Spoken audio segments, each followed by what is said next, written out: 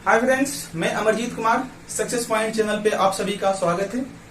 उम्मीद करते हैं सब लोग स्वस्थ होंगे, मस्त होंगे, क्योंकि कहा जाता है जिसकी मस्ती जिंदा है उसकी हस्ती जिंदा है। तो अपने पढ़ाई में, अपने लक्ष्यों के प्रति, अपने सपनों के प्रति करिए, मस्त रहिए, मस्ती से पढ़ाई करिए। और चलते हैं हम लोग क्या आगे देखेंगे। आपके बोर्ड पे कुछ लिखा गया है, देखिए, प्रस्तावना, उद्देशिका, प्रियम्बल, ये क्या होता है? यूं बोले क्या जी, आपका आज का जो टॉपिक है एक समझ की दृष्टि से कि हमें संविधान क्यों जानना चाहिए, आखिर संविधान में क्या है। इतना बड़ा ग्रंथ क्या जी आपके पास पढ़ने के लिए टाइम नहीं है, तो क्या करिए, 10 मिनट टाइम निकाल के क्या करिए, आप प्रस्तावना को पढ़ लीजिए। पूरा का पूरा क्या जी आपको क्लियर हो जाएगा कि आखिर संविधान क्या जी क्या चाहता है, आपसे क्या उम्मीदें करता है।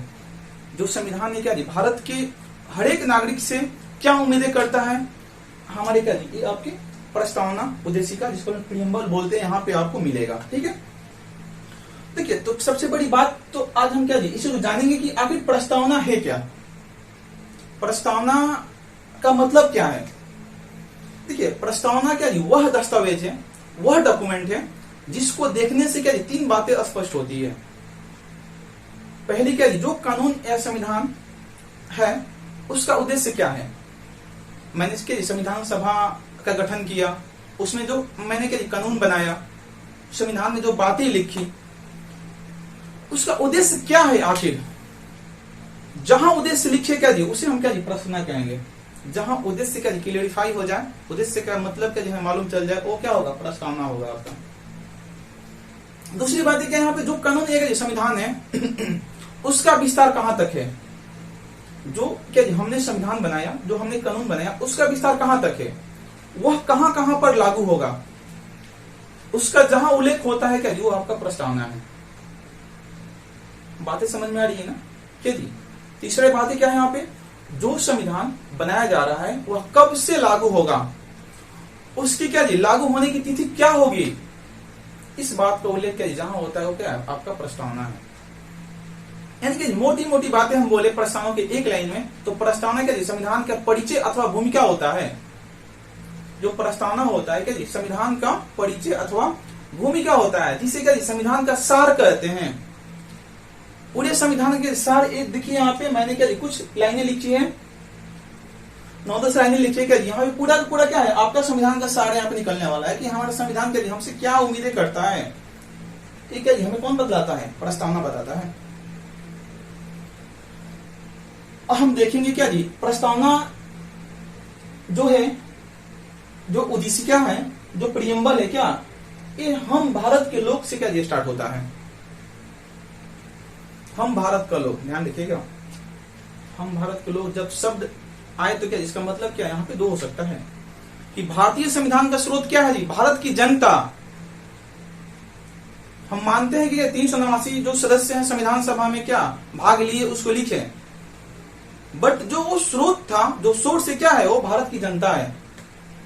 भारतीय संविधान सभा का जो स्रोत है क्या है आपकी भारत की जनता है। और क्या जी भारत में सुप्रीम कौन है, सर्वोच्च कौन है, क्या न्यायपालिका है, क्या सांसद है, क्या राष्ट्रपति है, कौन है, संविधान है, आखिर कौन है। तो साफ तौर पे क्या जी यहाँ पे लिखा गया हम भारत के लोग, भारत का जनता क्या जी आपका सुप्रीम है, सर्वोच्च है। यानी यहाँ पे क्या जी इंगित क्या किया गया है आपके भारतीय संविधान में क्या जी आपका जो स्रोत है वो क्या है भारत की जनता है। ये चीजें क्या जी आप चीज को समझ में आ रही है, उम्मीद कर रहे हैं हम लोग। देखिए जब हम प्रस्तावना को एक बार पढ़ते हैं, ठीक है, हम भारत के लोग भारत को एक संपूर्ण प्रभुत्व संपन्न समाजवादी पंथ निरपेक्ष लोकतंत्रात्मक गणराज्य बनाने के लिए तथा उसके समस्त नागरिकों को सामाजिक, आर्थिक और राजनीतिक न्याय, विचार, अभिव्यक्ति, विश्वास, धर्म और उपासना की स्वतंत्रता, प्रतिष्ठा और अवसर की समता प्राप्त करने के लिए तथा उन सब में व्यक्ति की गरिमा, अभिव्यक्ति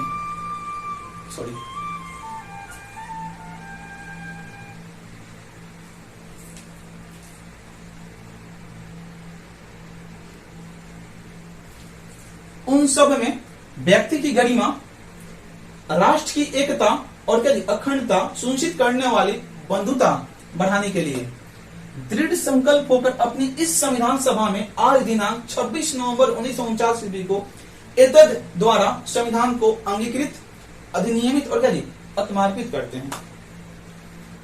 ये जो मैंने क्या जी ये शब्द बोला, ये वाक्य बोला है, क्या है आपका प्रस्तावना है, उद्देश्य क्या है हमारे क्या जी आपके ये संविधान का, इनके जी आपका जो ये संविधान का किसे हम प्रस्तावना को सार बोलते हैं, क्या जी परिचय है आपका।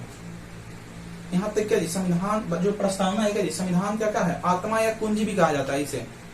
आप इससे क्या अनुमान लगा सकते हैं क्या कि ये संविधान की आत्मा है, क्या जी हमारी आत्मा निकल जाए तो इस शरीर का कोई औचित्य नहीं है। वैसे ही क्या ये जो आपका प्रस्तावना है संविधान की आत्मा है। यहाँ आपको क्या जी एक नागरिक होने के साथ साथ क्या बहुत सारे यहाँ पे आपको फैक्ट जो आपके एग्जाम के व्यू से क्या जी आपका इंपॉर्टेंट है यहाँ पे देखने को मिलेगा।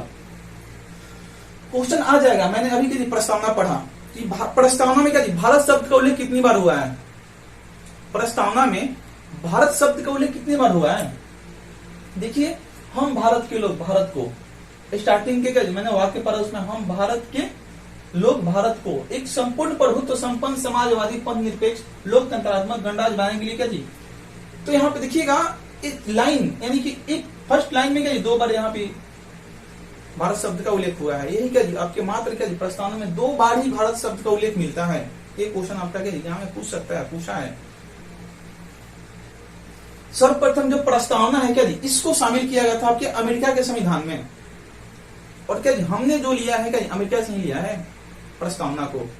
और जो प्रस्तावना की भाषा है मैंने क्या जी ऑस्ट्रेलिया से लिया है, हमारे क्या भारतीय संविधान में इसको इस चीज को ध्यान रखना है। देखिए आगे हम बढ़ेंगे, हर एक चीज को समझेंगे यहाँ पे आज, क्योंकि आज का जो क्लास है ना बहुत इंपॉर्टेंट होने जा रहा है भाई आप लोग को। इस चीज को आप दिमाग में बैठा लीजिए, क्योंकि प्रस्तावना जानना हर एक नागरिक, हर एक व्यक्ति, हर एक पुरुष, हर एक लोग की जरूरत है। तो आप तो स्टूडेंट हैं, आपके लिए समझिए कितना जरूरी होगी। आपको समाज का, आपको सिस्टम का हिस्सा बनना है। तो यहाँ पे क्या आप ध्यान दीजिएगा। देखिए हम भारत के लोग भारत को एक संपूर्ण प्रभुत्व संपन्न समाजवादी पंथ निरपेक्ष लोकतंत्र गणराज्य बनाने की। देखिए यहाँ पे एक चीज ध्यान रखिएगा, प्रस्तावना में पहली बार संशोधन 1976 में किया गया। प्रस्तावना में क्या थी पहली बार संशोधन 1976 में किया गया। संशोधन कौन था तो 42वां था, ध्यान रखिएगा। इस संशोधन द्वारा क्या प्रस्तावना में 3 शब्द जुड़ते हैं, समाजवाद, पंथ निरपेक्ष जिसे हम लोग धर्म निरपेक्ष बोलते हैं, और क्या जी आपका लास्ट जो है तीसरा अखंडता। ठीक है, इसको ध्यान रखने वाली बात है। क्या जी हम देखेंगे आगे आपको यहाँ पे क्या हम भारत के लोग भारत को एक संपूर्ण प्रभुत्व संपन्न, इसका मतलब क्या होगा हर एक आज वर्ड की मतलब जानेंगे। ठीक है हम लोग आखिर इसका क्या जी आपका मतलब क्या होगा, प्रभुत्व संपूर्ण प्रभुत्व संपन्न। देखिए भारत ना तो किसी अन्य देश पर निर्भर है और ना ही क्या जी इसके ऊपर कोई शक्ति है। यह अपने आंतरिक और बाह्य मामले में क्या जी देखने के लिए स्वतंत्र है। भारत क्या जी संपूर्ण प्रभुत्व संपन्न राज्य है, मतलब क्या भारत ना तो किसी अन्य देश पर निर्भर है और ना ही इसके ऊपर कोई शक्ति है, और क्या यह अपने आंतरिक और बाह्य फैसला ले सकता है। क्या जी कोई भी मामला हो स्वतंत्र है। बात समझ रहे हैं ना, हम क्या ना अमेरिका पे निर्भर है ना चाइना, हम किसी पे निर्भर नहीं है। हमारी क्या जो भी आंतरिक फैसला होगा, जो भी मामला हो उसको हम ले सकते हैं एक्शन। मैंने क्या जी हम लोगों ने एयर स्ट्राइक किया, सर्जिकल स्ट्राइक किया, पूछने गए थे क्या अमेरिका से, मेरी आंतरिक मामला थी, हमारे देश की आंतरिक मामला थी, मैंने क्या वहां पे एक्शन लिया। तो कहने का मतलब क्या है कि प्रभुत्व क्या जी आपका यहाँ पे संपूर्ण प्रभुत्व संपन्न, मतलब क्या हुआ यही चीज क्या देखिए भारत ना तो किसी अन्य देश पर निर्भर है और ना ही इसके ऊपर कोई शक्ति है। हम क्या जी अपने आंतरिक और बाह्य मामले में क्या जी देखने के लिए स्वतंत्र है, इसके लिए किसी की जरूरत नहीं है, किसी देश की जरूरत नहीं है। तो ये बातें क्या ध्यान रखनी है। आगे देखिएगा समाजवादी। देखिए जब हम समाजवादी की बात करते हैं तो क्या जी, समाजवादी का अर्थ ही क्या होती है, सरकार होती है। और यहाँ पे क्या जी, जो आपका समाजवाद है क्या आपका, देखिएगा क्या जी, ये आपके लोकतांत्रिक समाजवाद से क्या जी आपका तात्पर्य यानी मतलब रखता है। यानी क्या, भारत में जो भी उत्पादन का साधन है, भारत में जो भी उत्पादन का साधन हो वो क्या जी सरकार के नियंत्रण में होगा। समाजवादी का मतलब क्या, ये चीज होगा। आज के समय में क्या जी देखिएगा, इसमें 1991 से जो आपका उदारीकरण होता है, वहां पे क्या होता है, थोड़ी ढील दी जाती है और क्या जी वहां से आपका धीरे धीरे धीरे धीरे वहां से निजीकरण का स्टार्ट हो जाते हैं और अधिकांश चीजें आज के समय में क्या जी बिकती जा रही है। यानी जो आपके उत्पादन के साधन है क्या जी, उस पर आपके सरकार का नियंत्रण नहीं है, किसी निजी हाथों में चला गया वो उत्पादन का नियंत्रण। और यहाँ का जो भारत का समाजवाद है क्या जी, आपके लोकतांत्रिक समाजवाद है, जिसका उद्देश्य क्या जी, गरीबी, उपेक्षा, बीमारी एवं क्या जी अवसर की असमानता को समाप्त करना है। बात समझ रहे हैं ना, इसी कुछ क्या जी यहाँ पे ध्यान दीजिएगा। जो समाजवाद अर्थ है क्या जी, यहाँ पे आपका मेनली जो है सरकार से क्या जी तात्पर्य है। जो भी उत्पादन होगा, चाहे वो आपका रेलवे हो, बैंकिंग हो, कि चाहे आपका सेवा सेक्टर जो भी हो, चाहे आपका कृषि सेक्टर हो, सबके सब क्या जी उसके जो भी उत्पादन के साधन होंगे, FCI हो, सबके सब किसके नियंत्रण में होंगे जी, चाहे रेलवे हो, सब सरकार के नियंत्रण में होंगे। बट आज की जो स्थितियां हैं आप देख सकते हो क्या जी, यहाँ पे आपको क्या मिल रहा है, निजीकरण क्या जी आपका बढ़ते जा रहा है, क्या जी बेरोजगारी चरम पे है। खैर हम उधर नहीं जाएंगे, हम आते हैं आपके प्रश्न पे। तीसरा क्या आपका पंथ निरपेक्ष या धर्म निरपेक्ष। देखिए हमारे देश का जी सभी धर्म समान है, इस बात को गहनता समझना बहुत जरूरी है।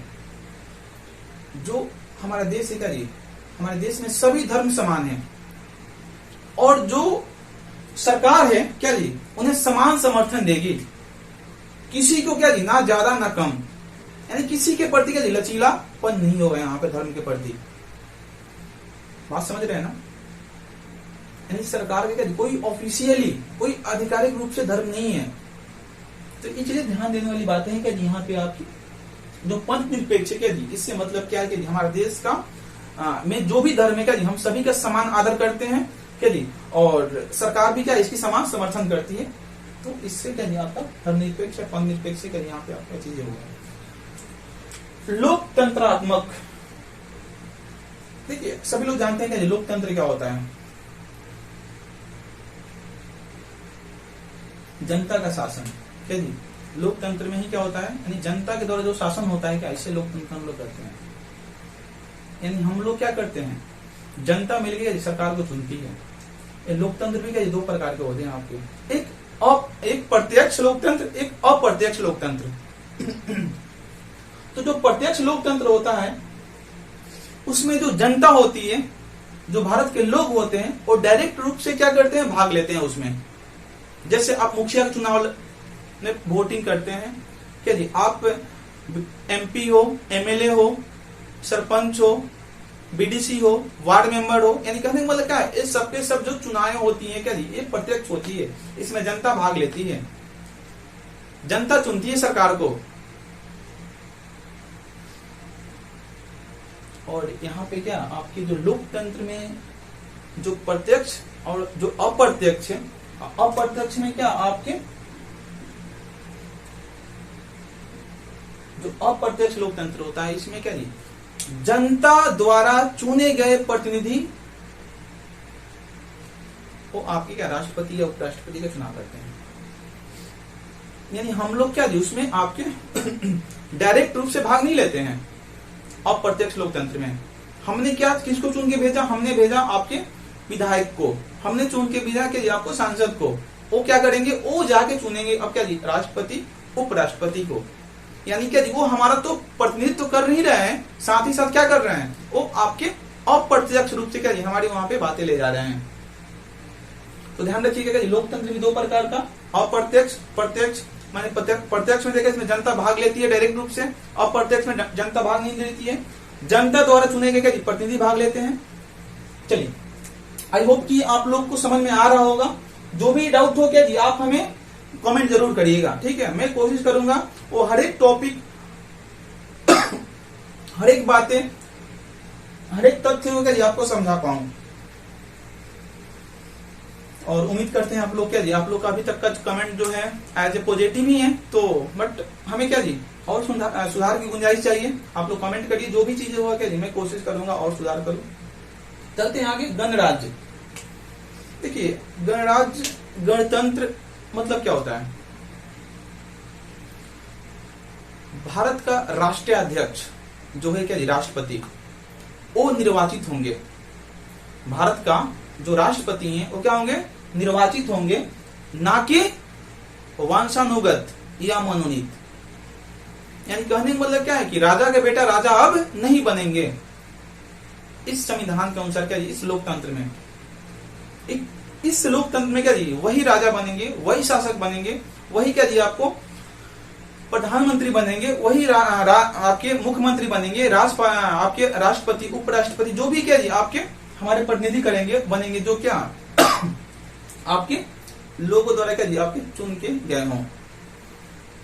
किसी प्रकार के यहाँ पे आपका वंशानुगत या आपको मनोनीत नहीं चलेगा। तो ये चीजें यहाँ पे ध्यान रखिएगा क्या जी कि ये चीजें बहुत इंपॉर्टेंट है। देख रहे हैं ना यहाँ पे क्या संविधान क्या चाहता है हमसे, क्या क्या हमसे उम्मीदें करता है, क्या क्या हमें बताता है, क्या क्या सिखाता है। आज प्रस्तावना क्या जी आपको बहुत चीजें क्लियर करेगा।